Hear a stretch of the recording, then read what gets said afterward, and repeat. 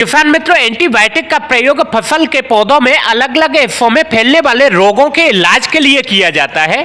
चाहे वो जड़ वाला रोग हो, फल फूल या पत्तियों पे फैलने वाला रोग हो, या फिर आपकी डालियों में फैला हुआ रोग हो। किसान मित्रों, एंटीबायोटिक के रूप में सबसे ज्यादा जो प्रचलित होने वाला प्रोडक्ट है वो है स्ट्रेप्टोमाइसिन। जी हाँ दोस्तों, 6-6 ग्राम की पीले कलर की पाउचें आप लेके आते होंगे अपनी फसलों में प्रयोग करने के लिए, बखूबी तरीके से आप जानते होंगे।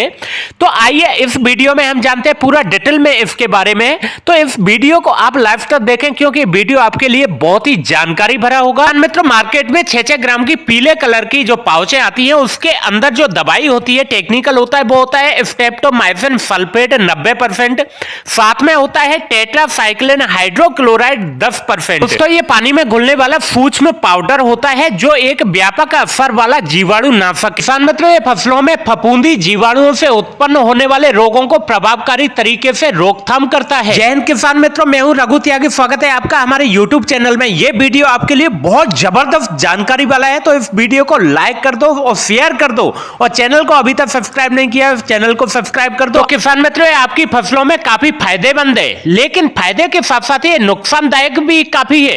ये काफी देशों में बैन है, लेकिन ये अपने भारत देश में बिंदास तरीके से बिकता है। तो सबसे पहले हम जान लेते हैं इसके फायदे के बारे में, उसके बाद में बात करेंगे इसके नुकसान के बारे में। फसलों में फफूंदी जीवाणु से उत्पन्न होने वाले रोगों के प्रभावी तरीके से रोकथाम करता है।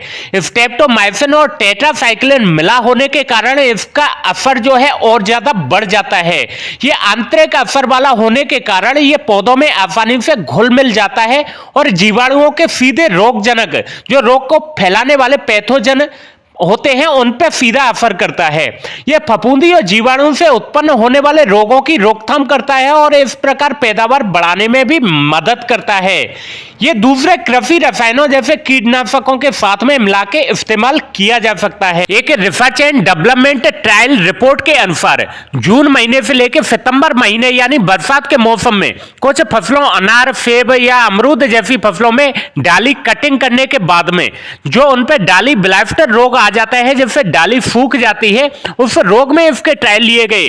कॉपर युक्त जो फंजीसाइड है उसके साथ में स्ट्रेप्टोमाइसिन को मिला के प्रयोग किया गया है, तो बहुत ही जबरदस्त इसका फायदा देखने को मिला। आइए आप जानते हैं कौन सी फसल के किस रोग में ये काम करता है और उसमें इसका डोज क्या रहने वाला है। किसान मित्रों, ये अनार की फसल में तेलिया रोग, बिल्ट रोग या कटिंग के बाद में डाली सूखने वाला रोग या फिर पंखुड़ी वाला रोग आता है, उसमें बहुत जबरदस्त काम करता है।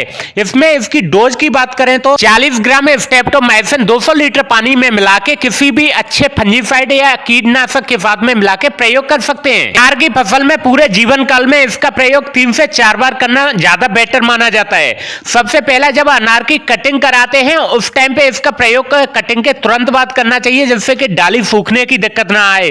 उसके बाद में जब फूल आना शुरू हो जाता है उस टाइम पे करनी चाहिए।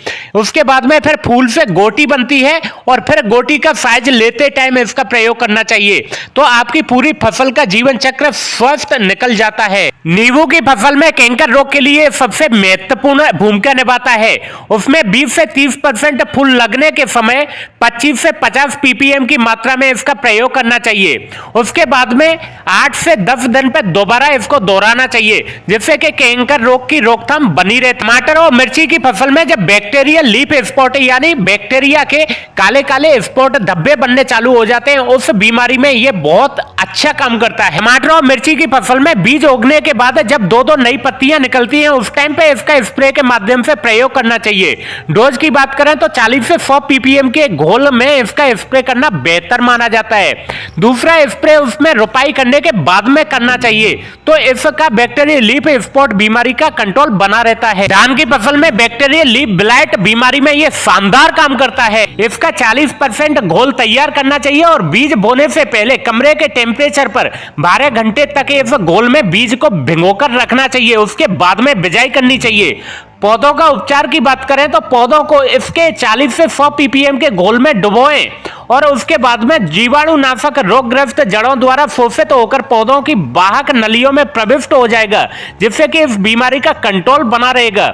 इसके स्प्रे की बात करें तो जड़ की प्रारंभिक अवस्था में इसके 100 से 150 ppm के घोल का छिड़काव करना चाहिए। और दूसरा छिड़काव या आवश्यक हो तो दाने निकलने से पहले इसका स्प्रे करना चाहिए, तो धान में ये बीमारी का कंट्रोल बेहतर तरीके से बना रहता है। कपास की फसल में पौधों का झुलसा रोग या फिर ब्लैक आर्म रोग या डोंडे का गलन वाला रोग आ जाता है, उसमें यह बेहतर रिजल्ट देता है। बीज उपचार की बात करें तो बीज को 40 से 50 ppm का घोल तैयार कर लें और 3 घंटे तक भिगोने के बाद में उत्पन्न होने वाले रोगों को दूर किया जा सकता है। या फिर स्प्रे की बात करें तो कपास की फसल में 25 से 40 ppm का घोल का 3 बार स्प्रे करना चाहिए। पहला फूल लगने से पहले, दूसरा फूल लगने के बाद में और तीसरा स्प्रे इसका छिड़काव के 20 दिन के बाद में स्प्रे करना चाहिए। साथ में फफूंद रोग की रोकथाम के लिए इसके साथ में कॉपर युक्त फंजीसाइड ले सकते हो तो और ज्यादा बेहतर रिजल्ट मिलेगा आपको। आलू की फसल में ब्लैक लेग या सॉफ्ट रोट या फिर आलू के बैक्टीरियल ब्राउन या रिंग या बांगड़ी रोग में जबरदस्त ये फायदा करता है। इसके प्रयोग की बात करें तो बीज उपचार के लिए बोने से पहले आलू के बीज को इसमें के 40 से 100 ppm के घोल में आधे घंटे तक भिगो कर रखिए। उसके बाद में इसको रखने के बाद में फिर बिजाई कीजिए। स्प्रे की बात करें तो 20 दिन के अंतराल पर 40 से 50 ppm घोल का 2 से 3 बार छिड़काव करना चाहिए। पहला स्प्रे बोने के 30 दिन के बाद में करना चाहिए। किसान मित्रों, आपने जाना कि इससे एंटीबायोटिक के कितने सारे हमारी फसलों में फायदे हैं, लेकिन इसके बावजूद भी एंटीबायोटिक का इस्तेमाल बन सकता है हमारी जान के लिए खतरा। स्ट्रेप्टोमाइसिन और टेट्रासाइक्लिन एकमात्र एंटीबायोटिक दवाई है जो इस वक्त देश में कीटनाशक के तौर पर इस्तेमाल की जा रही है। इससे जीवाणु प्रतिरोधी यानी एंटीबायोटिक रेजिस्टेंस का खतरा बढ़ता जा रहा है। तो दोस्तों, देश के भीतर करीब 40 वर्षों से ये 2 एंटीबायोटिक का इस्तेमाल बखूबी तरीके से किया जा रहा है। खेतों में इसका अंधाधुंध 2 एंटीबायोटिक का इस्तेमाल करने वाले किसान इस बात से अनजान है कि एंटीबायोटिक क्या है और यह कितनी बड़ी समस्या बन चुका है। यह बातें एक क्षेत्र और कुछ किसानों तक ही सीमित नहीं है, बल्कि पूरी दुनिया में एंटीबायोटिक रेजिस्टेंस यानी जीवाणु प्रतिरोधक के विरुद्ध आवाज उठाई जा रही है। योजना और नीतियां बनाई जा रही हैं। भारत में जीवाणु प्रतिरोध को कम करने के लिए अंतर्राष्ट्रीय कार्रवाई योजना, लेकिन उस पर अमल अभी तक नहीं किया गया है। जीवाणु प्रतिरोध का सीधा मतलब है कि ये एंटीबायोटिक दवाइयों का असर खत्म हो जाता है और जीवाणु से पैदा होने वाले जो रोग बीमारी हैं वो जल्दी पे ठीक भी नहीं होते।